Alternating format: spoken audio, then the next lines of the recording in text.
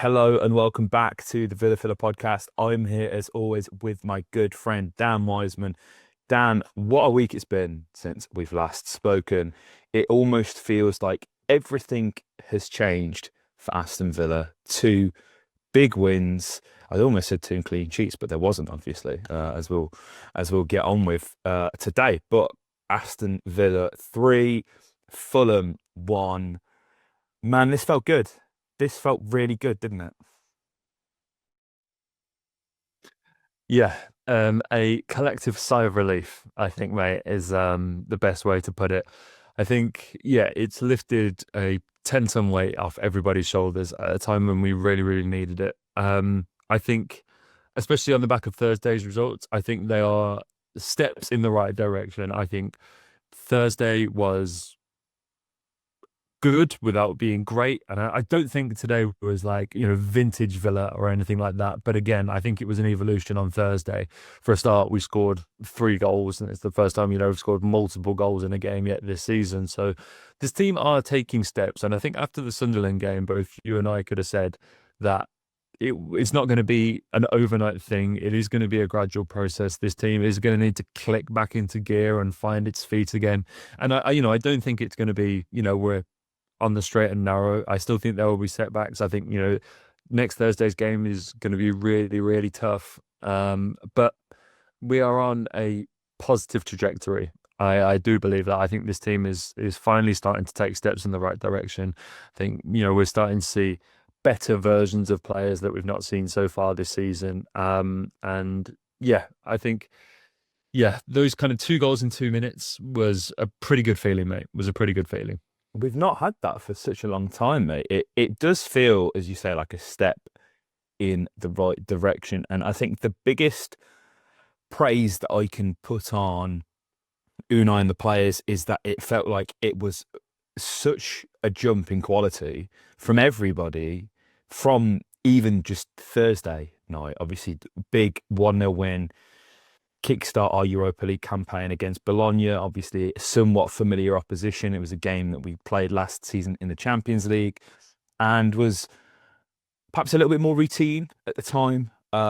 Still a somewhat incredibly tough game, but Villa managed to get through that. And this Bologna side that are arguably weaker, as are Aston Villa.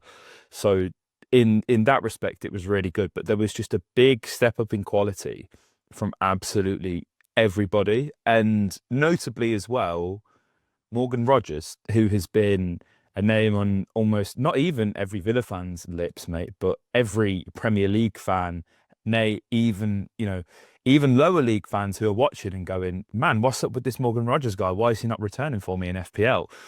Uh, Funnily enough, mate, that was his eighth Premier League assist in 2025, which I believe is the joint most with both Eberechi Eze and Anthony Elanga. Now, I couldn't tell you when Rogers' last assist was because it honestly feels like an eternity ago.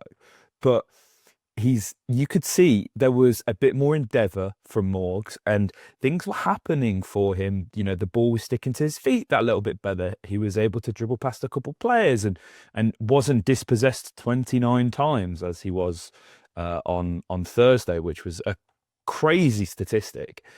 But and for Ollie as well to get off the mark, there's been a lot of criticism go both of these guys' way, mate. But I think in terms of like the level, they're both slowly starting to get there, aren't they?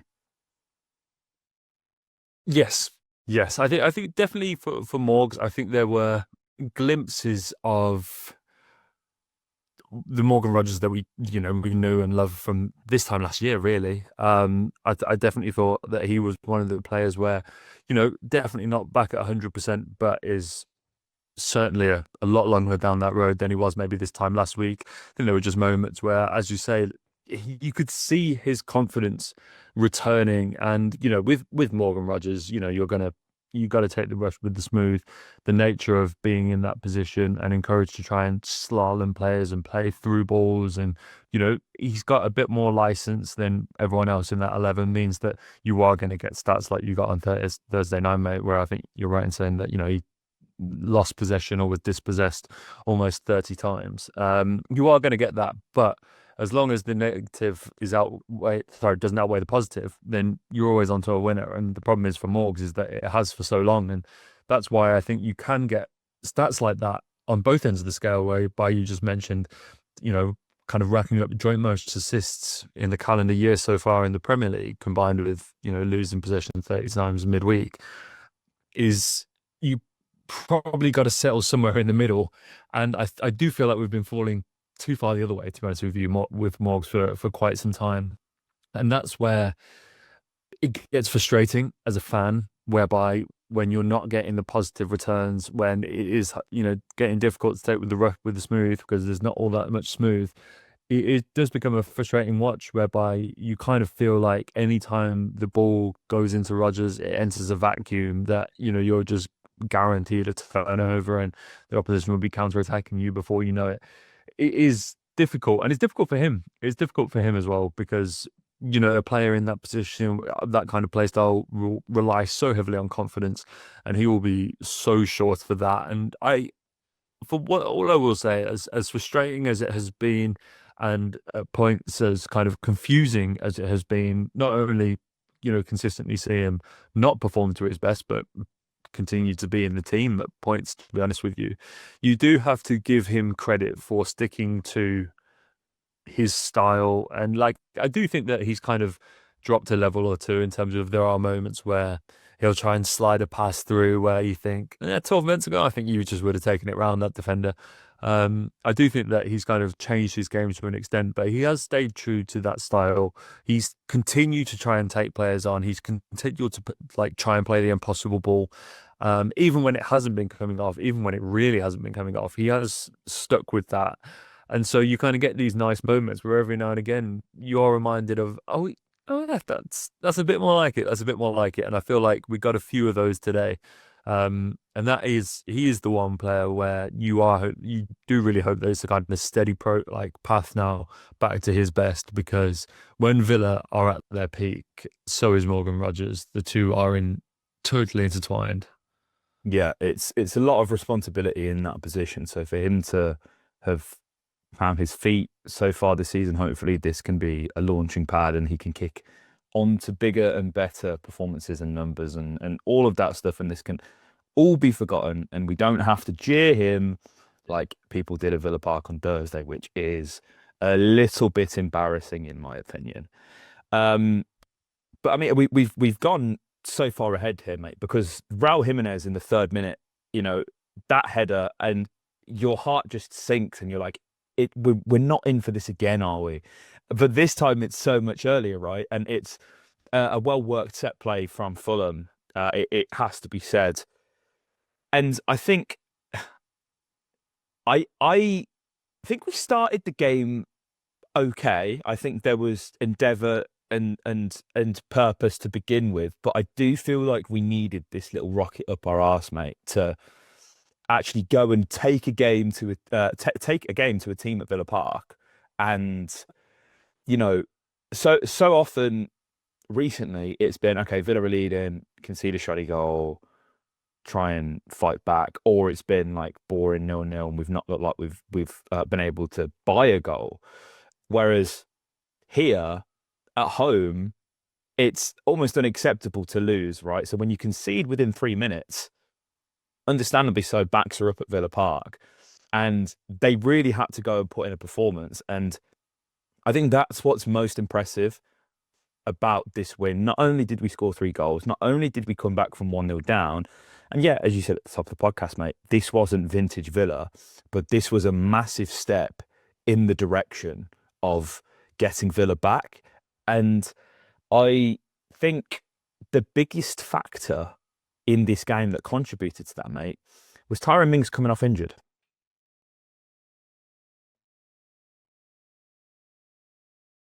There's a little bit of Zoom delay with my wife. My Wi-Fi is not very good. There's a little bit of Zoom delay, but I think as for all of the good that Tyrone Mings does and is capable of, I don't think he's been particularly brilliant as of late. And neither has anybody. So that's not just me singling any one player out, by the way. That criticism that applies to all of them this season. But Pau Torres, his ability to pass a ball, especially when Yuri Tillemans isn't in this side, is so crucial to Aston Villa playing the Unai Emery Aston Villa way. And it was one of them where, so many more attacks were able to start quicker because you don't have the sort of Tyrone receives the ball, takes a touch, looks around, carries the ball 5 yards, puts his foot on the top of the ball, takes a look round, and invites a press on. Power receives the ball, takes a touch, and plays a pass, whether it's a long raking ball over to Ollie, something sliding into Morgs, out to Luca Dean. The ball moves a lot quicker, and what's the biggest criticism that we've had of Villa, mate, this whole season?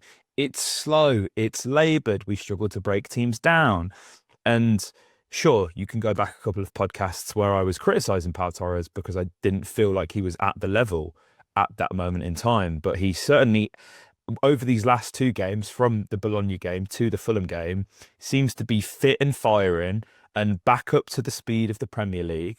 And we look so much better for it. Yeah, and this is now, and obviously, you don't want the injury to Tyrone to be significant, of course not. But to be honest with you, I think the last few weeks, as you rightly point out, mate, have kind of really allowed people to kind of dress down kind of maybe players that have been due a bit too much grace, perhaps. I think both you and I spoke about Ian Maatsen and Pau Torres as kind of like players whereby it's actually pretty crazy that they're not nailed on starters at this point. I could take a kind of a first season of, first 6 months maybe of Ian Maatsen, being someone that we kind of like slowly phased in, but to now be here like September the following year, and he's probably just as far off being the kind of nailed on starter at left back as he was this time last year, is pretty crazy. And for Pau Torres, this is now season 3. And again, we're kind of coming into the season and he's not a nailed on starter, and it is still Tyrone Mings being picked ahead of him. And the first thing you've got to do in those situations is credit Tyrone Mings and Luca Dean, the latter of which, we've tried to replace twice now in Moreno and then Ian Maatsen. I do think that if there's one positive that I think has come out the last few weeks, I think it's kind of meant that there are some certain players whereby it has allowed, to kind of take the rose-tinted specs off and be like, hang on, actually, you're probably not doing as much as you should be for this team. And Pau Torres is wonderfully talented. He is, I make no mistake about it, one of the best in the world at what he does on that left-hand side of the fence. There's not too many players that can kind of do what Pau Torres does, to have that kind of unique skill set. Okay, there are elements whereby, there's a reason why Tyrone Mings is starting, particularly when you're not playing very well, is because I think in terms of the out-and-out defensive side of the game, Tyrone Mings is probably going to give you more there in terms of the blocks, the challenges, the headers, all that kind of, backs to the wall stuff, putting your body on the line. That's Tyrone's game. But when you are the home team against a Fulham, a very good Fulham team, don't get me wrong, but when you're in the kind of patch that we are, this is a really, really important game to win when you have a little bit more of the ball. When you can be a little bit more expansive, when there's an onus on you as the home team to take it to the opposition. Those are the games where you want Pau Torres in for sure. And you just hope that he can kind of do this consistently, because I do think there's some value in, as I say, I think they're two very different players. I think they're both suited to two very different types of games. But as a good team, as a team that is progressing higher up the table, as a team that wants to be in the Europa League and the Champions League, you want to be the team on the front foot. You want to be the one taking it to the opposition. You want to win all of your home games. We can't keep kind of, and this is, honestly, I say this with no disrespect at all to Tyrone Mings. I think it's incredible that, he's kind of come back from the setbacks that he's come back with. I think we all thought it was curtains for him after that ACL injury.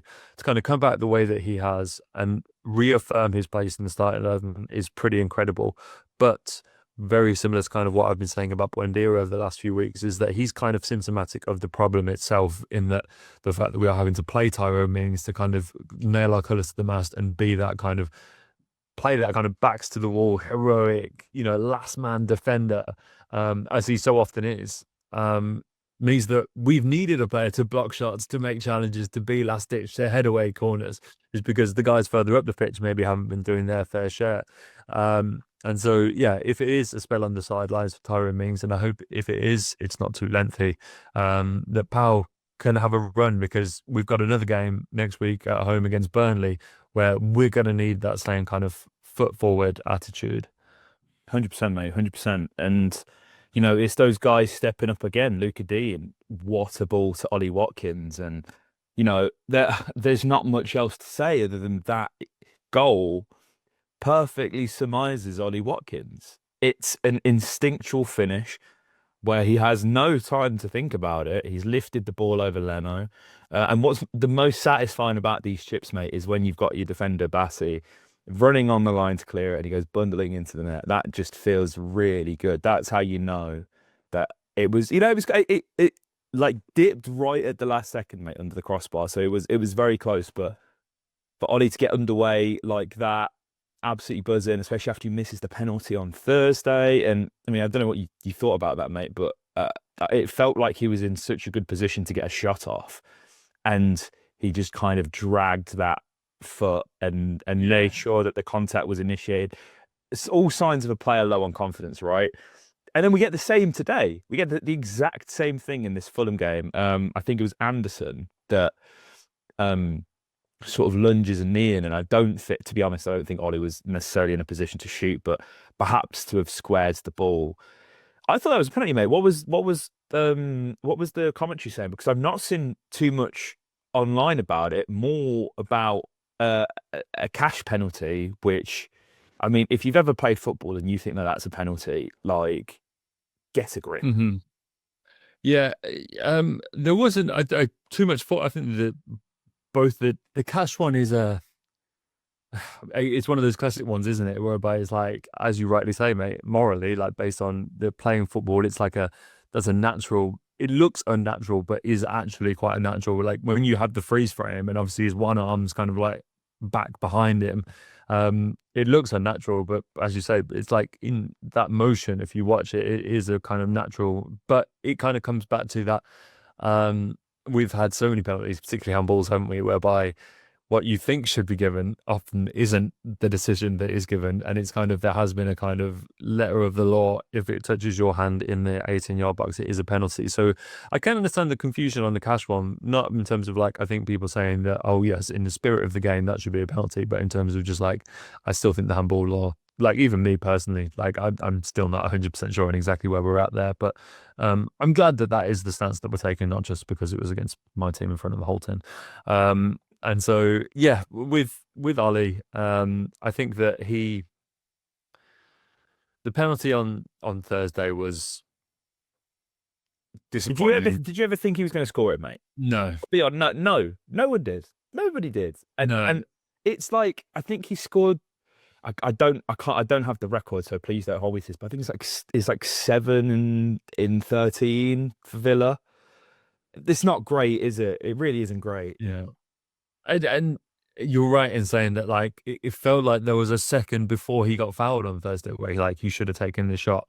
And then, yeah, fast forward to today, and there's that beautiful ornate chip, very similar to the one that he scored at Southampton, the back end of last season, kind of a very similar finish.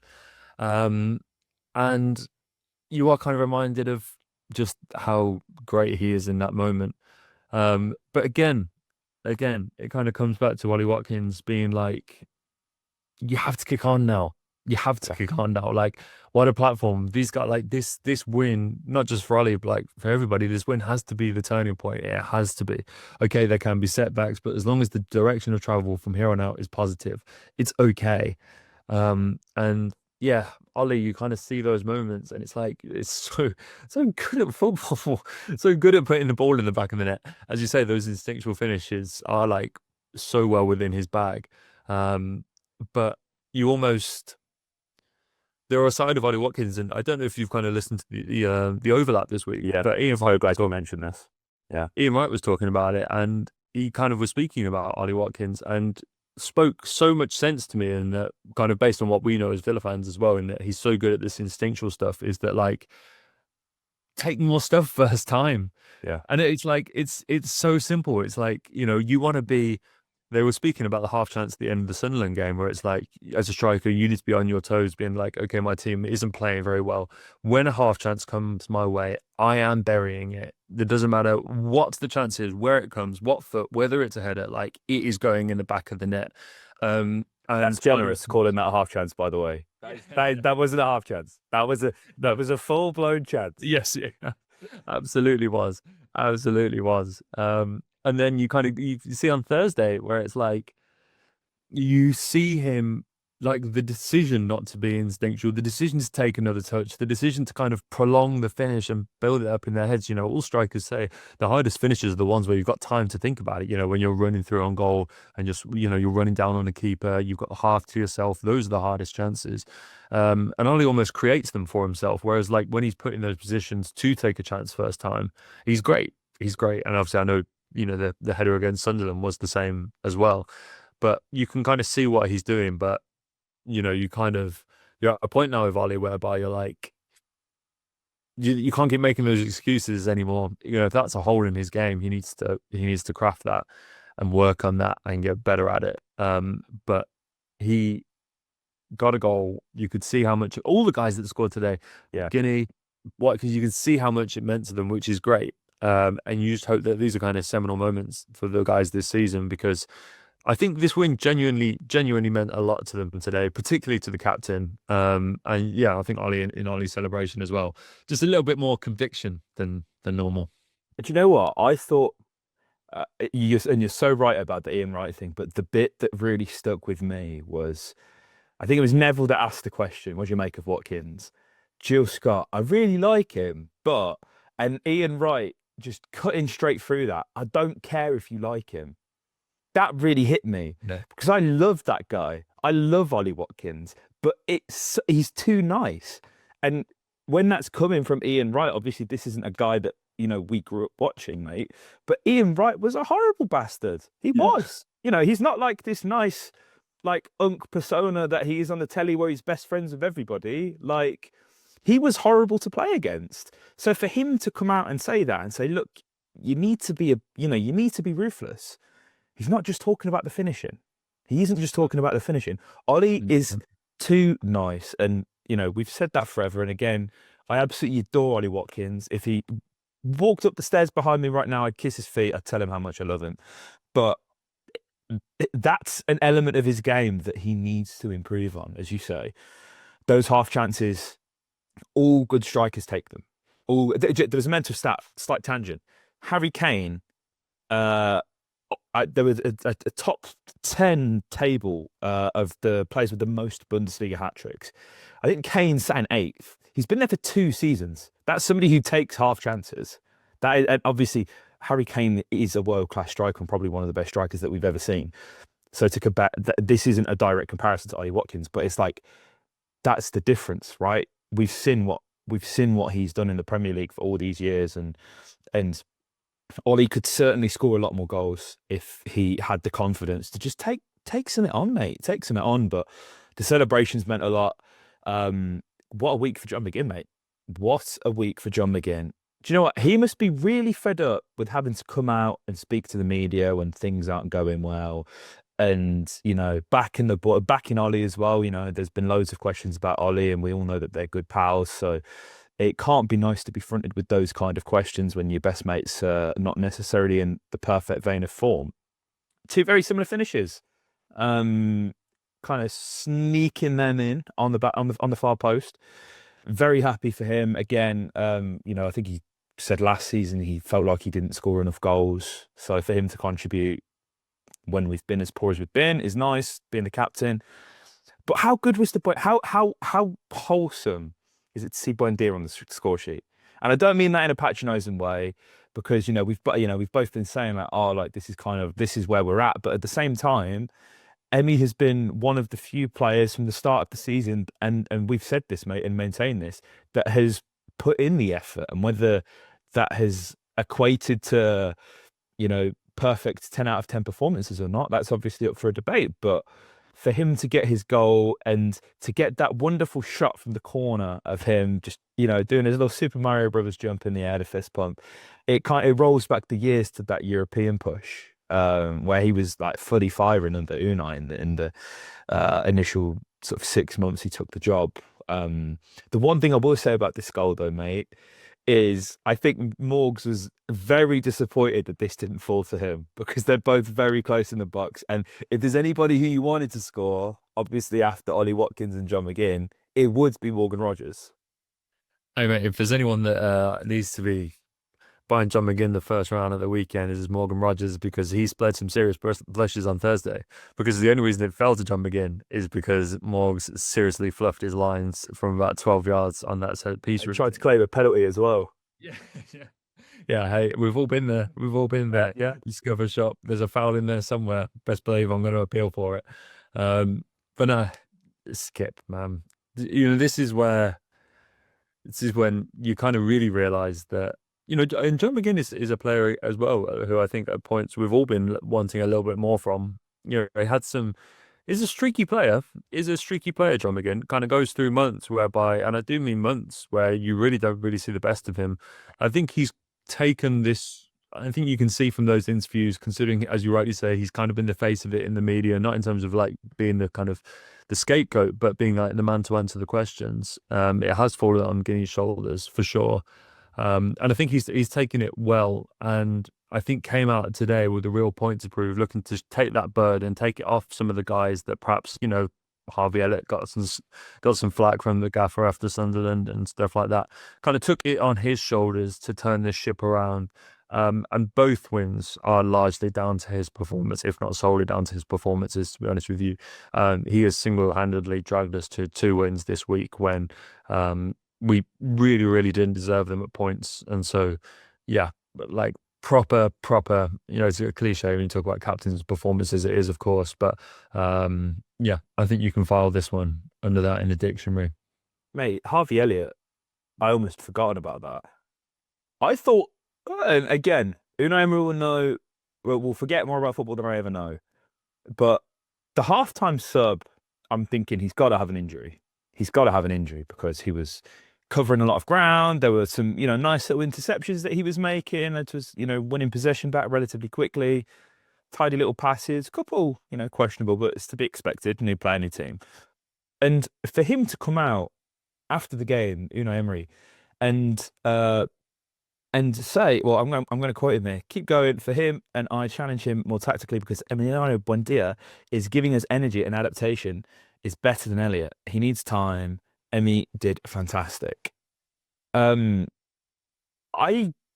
doesn't sit right with me, and it's not very often I will come out and question or critique Unai Emery because he has my full faith, and as I said, he'll forget more than I ever know. It just feels like a really weird thing to say, especially after the comments from Sunday, where it's like he's passing the ball too quickly. And, Elliot fronted it after the game as well, spoke to Sky Sports, said, he doesn't take it personally, obviously respects Unai, said all of the right things. This is a lad who is more than entitled to be pissed off with what I said, right? And whether he obviously voices that or not is a totally different side of the story.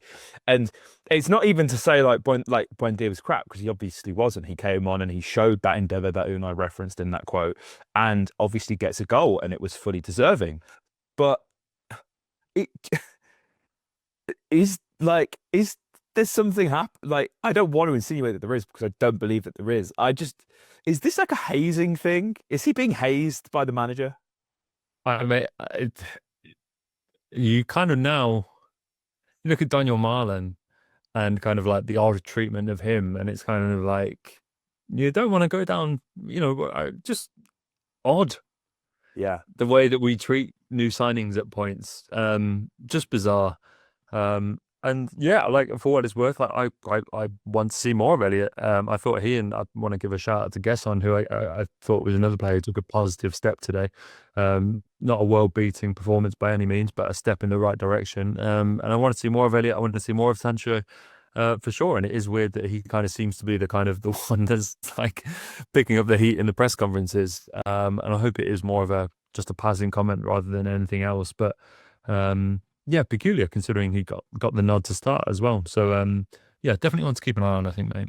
Yeah. Lamar. What a performance from Lamar, mate. As every game passes, looks more confident, looks more assured. And I think it's such a compliment that obviously there was the meltdown before the game when the lineup was announced, which, naturally there is going to be with the Villa fan base on Twitter. But it's such a compliment that he can fill in those massive shoes of Boubacar Kamara's, and the sensible members of the fan base aren't losing their head. And maybe like a little bit of a head loss over Bouba not starting is valid, but not because it's Lamar that's starting and not Bouba. I think he's been fantastic. I think he's been really fantastic. And obviously, we are a better team with Boubacar Kamara in there, but it's a position where there's a kind of a little bit of pressure there. With obviously Bouba has kind of been flip-flapping with fitness issues for like the past 18 months. Dewey Tillemans is currently out. Amadou Onana is currently out. Ross Barkley is, Lord knows, who knows where Ross Barkley is. So for Lamar to step in and do what he's been doing, that fills me with just immense confidence, really. Especially, we've got a game to consider on Thursday, mate. So obviously Bouba came on, had some minutes, but it's going to be interesting to see how we line up for this one, mate, because Feyenoord are firing on all cylinders. They've not lost a game in the Eredivisie. They currently sit top of the table, and they're a good side. They are a very good side, and I won't expect a lot of people to have seen that much of Feyenoord, but this is going to be quite a test. What a stadium, absolutely huge arena. I mean, this week has totally changed my outlook on this game, if I'm being totally honest, mate, because even before today, I was thinking, bloody hell, and I know you watched Fulham against Brentford on that Saturday Night Football last week, and was probably thinking the exact same as me, mate. Why do we have to play this Fulham team next? Yeah. I was quaking in my boots. I really was. So for us to kind of overcome that, can we extend the winning run? How are you feeling ahead of this game? The Kite terrifies me. Yeah, it really does. It terrifies me. Like, you see that stadium, like, we've never played there, obviously, but like you kind of see it on like big European nights, and it's like got this really unique like banking where like the fans are like so packed in, like particularly behind the goals. It's like it looks, the atmosphere in there at points looks like terrifying, particularly when Feyenoord get going with an early goal or two. We've got a channel that like it really channel the kind of Rotterdam spirit that like somewhere buried beneath that city exists, the kind of spirit of 1982, and we need to channel that and kind of put in one hell of a performance. If we can come through this game unscathed, and I don't mean like with a win, I honestly just mean unbeaten, I think that's a real success. I really, really do. Considering where this team was, I think if we can come out of there, even with a draw, would be a good result going into, and then you kind of look at Burnley at home as a game where you can win, and I think then you can really start to see the season getting back on track. Obviously, a win would be amazing, but honestly, like if we get out of there with a result, I think that represents pretty good going for where this Villa team is at right now. I think a lot of the players that we have are perhaps better suited for this continental football, especially somebody like Pau Torres.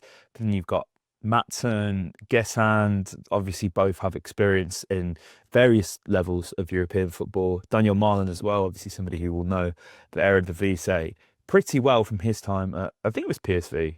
I'm pretty sure it's PSV, before he's moved to Dortmund. And I think that will ultimately help us through here a little bit. We're going to need, I mean, nobody knows. There's not been like a status update on Tillemans, but we're going to need that kind of creativity and flair and somebody who's just, a bit of a safer option in the midfield alongside Boubacar Kamara. But like even like Lamar, I wouldn't be surprised if Lamar starts this game. I really wouldn't, mate. It's going to be tough. There's no doubt about it. But if anybody can manage a European run, it's Unai Emery, mate. And I have full confidence that we will escape, hopefully unscathed and hopefully with 3 points. And we can channel that spirit of Rotterdam, as you say, mate. What a place, what a special place for our football club. So it's one of them where, we had the Bayern Munich game last season right? Obviously, that game was taking place in Indeed. Rotterdam, and you know, we managed to get the dub there. So hopefully we can get this done. But guys, there's less than a minute left on our Zoom call, so we're gonna have to love you and leave you. But let us know your thoughts in the comment section down below. Who's been your man of the match today? And I'm not going to ask Dan, but I will ask you guys to give us your score predictions for the Feyenoord game. Please let us know. If you're on Apple, Spotify, make sure you follow, download, share with your friends. If you're on YouTube, like, comment, subscribe, and up the Villa.